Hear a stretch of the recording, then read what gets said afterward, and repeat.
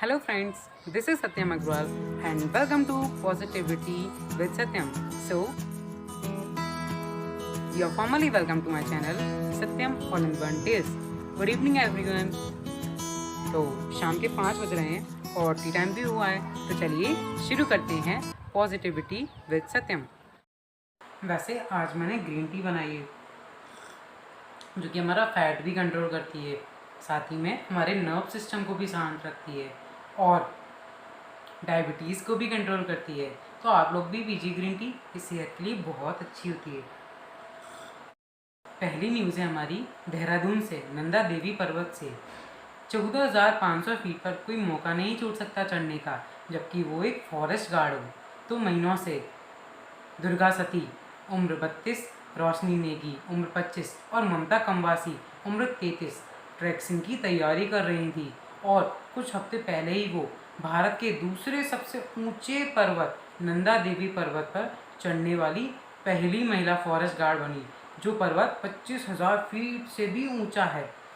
तो उन्होंने बताया, हम दुर्लभ जानवर जैसे हिम तेंदुए, हिम भालू, नीलगाय और अनेक जानवरों, जड़ी बूटियों, औषधियों की रक्षा करने के लिए पहाड़ों पर गश्त रहते हैं और इन पहाड़ों पर भी शिकारियों का खतरा हमेशा रहता है। उन्हें यह सुनिश्चित करना होता है कि कहीं कोई गड़बड़ तो नहीं है। और उन्होंने बताया कि हम जल स्रोतों की भी जांच करते हैं, कहीं कोई गड़बड़ तो नहीं है, कोई दिक्कत तो नहीं है। उन्हें ये सुनिश्चित करना होता है कि आसपास का वातावरण सही बना रहे। क्योंकि इस बार उन्हें एक घुमावदार रास्ता जांच के लिए अपनाया था। ट्रैक 60 किलोमीटर लंबा एवं कठिन था। उन्होंने कहा, रोशनी ने कहा, वैसे तो महिला वन रक्षकों को 11,150 फीट तक की ऊंचाई तक ही जाने दिया जाता है, लेकिन उन्होंने कहा अब नहीं तो कब, हम देश की सेवा के लिए इस सेवा में आए हैं, प्राकृतिक सेवा के लिए इस सेवा में आए हैं। रोशनी ने कहा, जिनके पिता उत्तराखंड के जोशीमठ के एक सब्जी की दुकान के मालिक हैं और वे अपने 4 भाई बहनों में से तीसरी हैं, तो वो इस सेवा में 5 साल से हैं। उन्होंने सेना की एक जवान की पत्नी ममता और दुर्गा को साथ लेकर बायोस्फीयर रिजर्व चेतना कांडपाल के रेंज अधिकारी से बात की और उन्होंने प्रशिक्षण लेना शुरू कर दिया, क्योंकि ये एक विशेष असाइनमेंट था। उन्होंने बहुत अच्छे से कठिन परिश्रम किया इस असाइनमेंट के लिए। उन्होंने कहा, ट्रैक खतरनाक था, ट्रैक में शारीरिक और मानसिक चपलता की बहुत आवश्यकता थी। साथ ही साथ हमें बहुत सावधान रहना पड़ा था। जब हम जोशीमठ से एक दिन 8 किलोमीटर के ट्रैक पर निकले थे, तो हमारा ट्रैक 5.5 किलोमीटर ट्रैक ग्लेशियर्स से था। उन्होंने कहा 1 मिनट का पैर इधर उधर रखा तो हम नीचे खाई में गिर सकते थे और हमारी बॉडी भी मिलना बहुत मुश्किल हो जाती। दुर्गा ने कहा, हमें भालुओं, तेंदुओं का हमेशा डर लगा रहता था, लेकिन फिर भी हम इस ट्रैक पर गए और हमने सफलता प्राप्त की। तो देखिए कितनी अच्छी बात है। देखो हमारे यहाँ देश की 3 महिलाएं जो पहली फॉरेस्ट गार्ड बनी नंदा देवी पर्वत पर चढ़ने वाली। मैंने अपने नोट्स तैयार कर रखे हैं, तो मैं आपको उसी में से सुनाता हूँ स्टोरी का नेम है अच्छे कर्म का अच्छा फल। अब हम अच्छे कर्म करेंगे तो अच्छा फल तो मिलेगा ही। एक दिन पिताजी ने पुत्र को पूजा के लिए कुछ फल खरीद कर लाने को कहा। एक दिन पिताजी ने पुत्र को कुछ फल खरीद कर लाने के लिए कहा। केले खरीदने के बाद जब वह घर आ रहा था, उसे एक माँ और उसका पुत्र मार्ग में दिखाई दिए। जब वो लड़का केले खरीदने के बाद घर आ रहा था, तो उसे रास्ते में माँ और एक पुत्र दिखाई दिए। बहुत भूखे दिखाई देते हैं, उसने कहा, बहुत भूखे दिखाई देते हैं। भूखे बच्चे ने केले देखे तो वह लड़के की तरफ लपका। जब भूखा बच्चा था तो उसने केले देखे तो वह लड़के की तरफ लपका। माँ केले।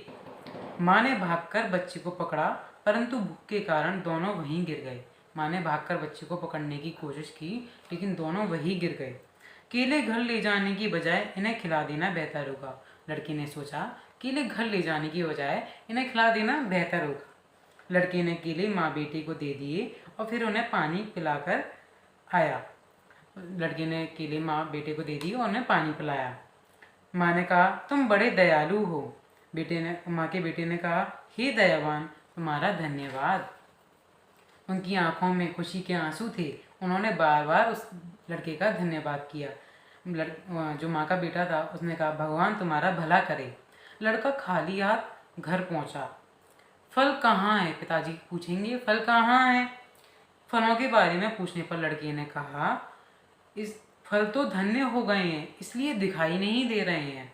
उसने बताया कि उसने केले 2 भूखे लोगों को खिला दिए। इस समय वह अपने घर केवल गर्म के अच्छे फल लेकर ही आया है। उसने अपने पिताजी को बताया कि उसने केले 2 भूखे लोगों को खिला दिए और वे अपने घर कर्म के अच्छे फल ही लेकर आया है। पिताजी ने कहा, अच्छा किया मेरे बेटे। पिताजी ने भगवान के सामने कहा, भगवान, आज मेरी सारी इच्छाएं पूरी हुई। ऐसे अच्छे पुत्र को पाकर मैं धन्य हूँ। उन्होंने क्या कहा, आज मेरी सारी इच्छाएं पूरी हुई और मैं ऐसे पुत्र को पाकर धन्य हूँ। पिता ने पुत्र की समझदारी पर गर्व का अनुभव किया। तो इससे हमें क्या सीख मिलती है? सहायता करने वाले हाथ प्रार्थना करने वाले होठों से बेहतर होते हैं। तो सभी लोग याद रखिए, सहायता करने वाले हाथ प्रार्थना करने वाले होठों से बेहतर होते हैं। तो मेरी चाय भी ख़त्म होने ही वाली है और हमारा टी टाइम भी ख़त्म हो रहा है।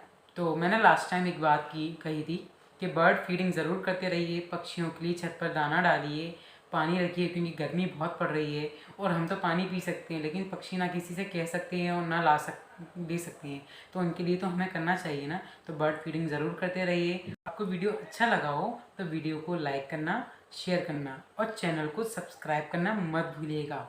और एक बात और, मुझे नेक्स्ट वीडियो के लिए सजेशन ज़रूर दीजिएगा कमेंट बॉक्स में और बेल आइकन को भी प्रेस कीजिएगा जिससे आपको वीडियो का नोटिफिकेशन मिलता रहे। तो thank you. Stay home, stay safe, stay कॉजी।